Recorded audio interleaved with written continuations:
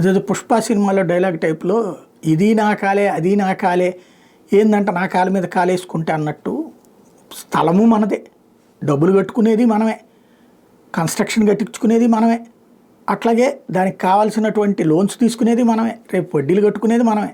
కానీ ఆ నిర్మాణానికి సంబంధించి 1,00,000 ఆంక్షలతో వేధించేటటువంటి నగరపాలక సంస్థలు, మున్సిపాలిటీల యొక్క విధానాలని సమూలంగా మార్చి ప్రజలకి స్వేచ్ఛనిచ్చుకొచ్చారు నారాయణ గారు, అభినందించాలి.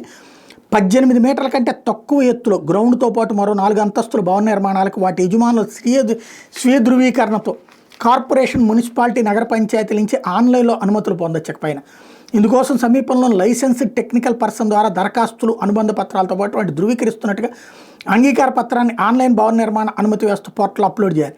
దరఖాస్తుతో పాటు అనుబంధ పత్రాలను పోర్టల్ ద్వారా పరిశీలించి అనుమతులు ఇచ్చేలా ప్రత్యేక సాఫ్ట్వేర్ రూపొందించారు. 24 గంటల్లోగా అనుమతులు వచ్చేలా ఏర్పాటు చేశారు. ఆ వెంటనే యజమానులు భవన నిర్మాణ పనులు ప్రారంభించవచ్చు.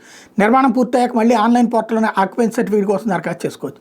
ఇకపోతే భవన నిర్మాణాలకు ఆన్లైన్లో అనుమతులు తీసుకున్నాక పనుల నిర్వహణ మీద పట్టణ ప్రణాళిక అధికారులు ఇప్పటివరకు చేపట్టిన పోస్ట్ వెరిఫికేషన్ పద్ధతిని తీసిపడేసింది.